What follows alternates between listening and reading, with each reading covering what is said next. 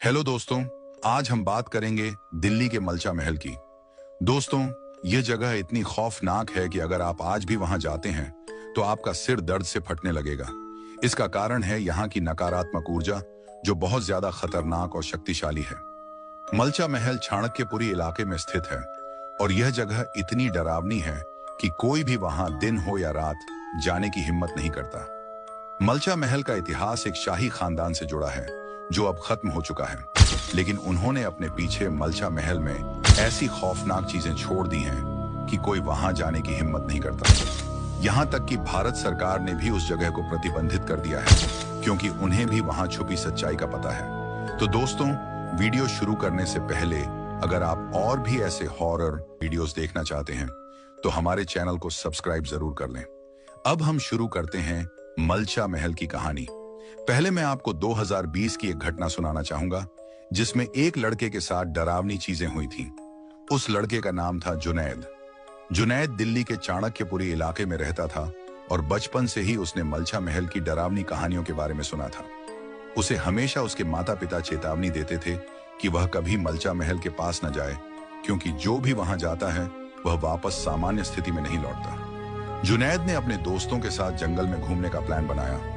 वह जंगल था central ridge forest, जहां मलचा महल भी स्थित है। जुनैद को पता नहीं था कि वह उसी जगह जाने वाला है। शाम के करीब 7 बज रहे थे, ठंड का माहौल था और रास्ते में अंधेरा हो गया था। वे लोग रास्ता भटक गए और सिर्फ अपने फोन की फ्लैश लाइट की मदद से आगे बढ़ रहे थे। चलते चलते उन्हें एक खंडहर दिखा, जिसके गेट पर उर्दू में कुछ लिखा हुआ था, जिसे वे पढ़ नहीं पाए। उन्होंने इसे नजरअंदाज किया और सोचा कि वे रात गुजारने के लिए अंदर जाएं। यहाँ से जुनैद और उसके दोस्तों की जिंदगी में कुछ ऐसा हुआ जिसे वे कभी नहीं भूल पाएंगे। उसने मलचा महल की तस्वीरें देखी थी।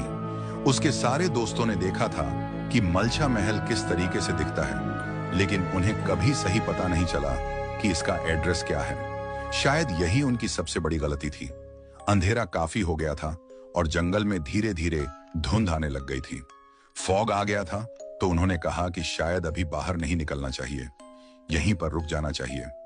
लेकिन दोस्तों, मैं आपको एक बात बताता हूं कि अगर वे लोग एक बार के लिए जंगल में रुक जाते, जंगली जानवरों के बीच, तो भी यह ठीक होता। लेकिन मलचा महल में रात बिताना मौत को निमंत्रण देने जैसा है। फिर जुनैद और उसके दोस्त उसी खंडहर के किसी एक कमरे में जाकर बैठ गए। उस घर में कुछ गद्दे और कपड़े रखे हुए थे, तो इन्होंने उसी को एक बिस्तर बना लिया था। सब उसी पर लेट गए थे और हंसी मजाक कर रहे थे। देखते देखते सब लोग सो गए, लेकिन उन्होंने कहा था कि कोई एक जागा हुआ रहेगा, तो हर वक्त कोई ना कोई जागता रहा। जुनैद सबसे ज्यादा जागा था, लेकिन अचानक उसकी भी आंख लग गई। फिर धीरे धीरे एक आवाज आने लग गई। जुनैद को रात के लगभग 2-3 बजे यह आवाज सुनाई दी, जो एक बूढ़ी औरत की थी। वह बहुत जोर से रो रही थी, जैसे वह किसी दर्द में हो। जुनैद की आंखें खुली। उसने आसपास देखा तो उसके दोस्त वहां पर नहीं थे।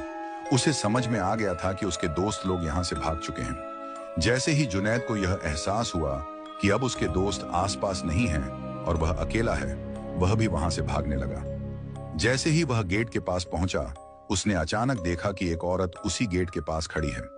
उसने एक गाउन टाइप का कुछ पहना हुआ था और वह अपने हाथों से कुछ हीरे के टुकड़े नीचे फेंक रही थी, रो रही थी। वह किसी भी हालत में इंसान जैसी नहीं लग रही थी। उसके बाल एकदम बिखरे हुए थे। यह सब देखकर जुनैद कांप उठा। फिर भी उसने थोड़ा हिम्मत करके वहां से भाग निकला। जब वह उस महल से भागते हुए थोड़ी दूर आया, तब उसने वहां पर एक नीले रंग का बोर्ड देखा, जिस पर लिखा हुआ था मलचा महल। फिर जुनैद को अपने माँ बाप की बातें याद आईं, जिन्होंने उसे इस जगह जाने से मना किया था। आज वह इसी जगह से जिंदा लौट रहा था। उसे समझ में आ गया कि लोग यहाँ पर जाने से मना क्यों करते हैं। लोग सच कहते हैं कि आज भी इस महल की दीवारों में बेगम विलायत महल की रूह दफन है। दोस्तों, अब मैं आपको बताता हूं कि मलचा महल का इतिहास क्या है, इसे किसने बनाया था, यहाँ कौन रहा करता था और यह हंटेड क्यों है। मलचा महल को फिरोज शाह तुगलक ने 1325 में एक हंटिंग लॉज के रूप में बनवाया था, ताकि जब भी वह शिकार करने जाएं, तो यहाँ आकर आराम कर सकें। हालांकि उन्होंने इसे कभी इस्तेमाल नहीं किया। सालों तक यह महल खाली पड़ा रहा और कई शताब्दियों तक यहाँ कोई नहीं आया। अचानक एक दिन एक शाही परिवार यहाँ रहने के लिए आ गया। इस परिवार का दावा था कि वे अवध परिवार के वंशज हैं। अवध एक रॉयल फैमिली थी जो कभी इस मलछा महल की मालिक थी।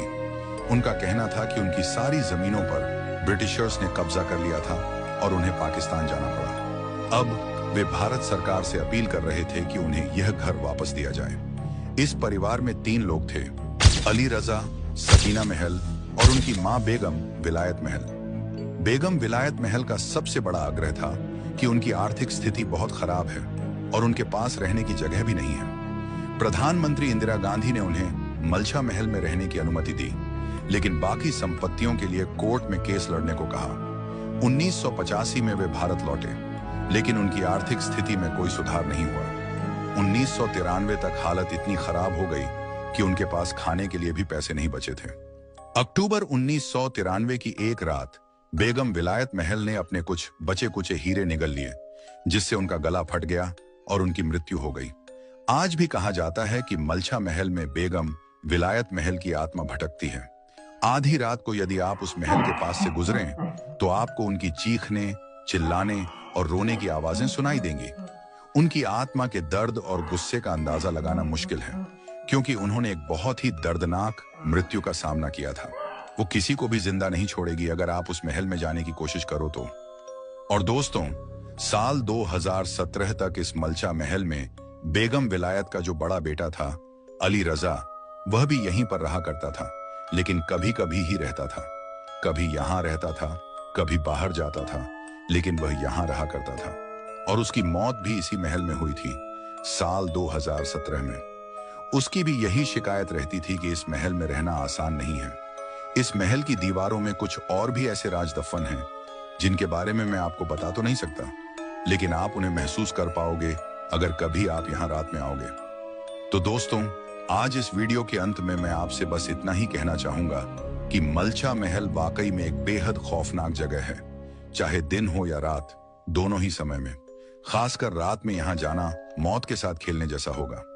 आप यहाँ की नकारात्मक ऊर्जा को झेल नहीं पाओगे, ये आपको सिर दर्द देने लगेगी। कोई भी आम इंसान यहाँ ऐसे ही नहीं जा सकता। यहाँ की नकारात्मक ऊर्जा सबसे अलग और सबसे ज्यादा भारी है। जब से बेगम विलायत महल में आत्महत्या की है, तब से यह जगह पूरी तरह से बदल चुकी है। और मेरी सलाह यह होगी कि आप यहाँ बिल्कुल ना जाएं। एक टूरिस्ट के तौर पर भी आपको यहाँ नहीं जाना चाहिए। यह देखने लायक एक शानदार स्मारक है, लेकिन यहाँ ना जाएं। इसके इतिहास की वजह से क्या पता यहाँ के दफन राज आपके सामने ही खुल जाएं। शुक्रिया।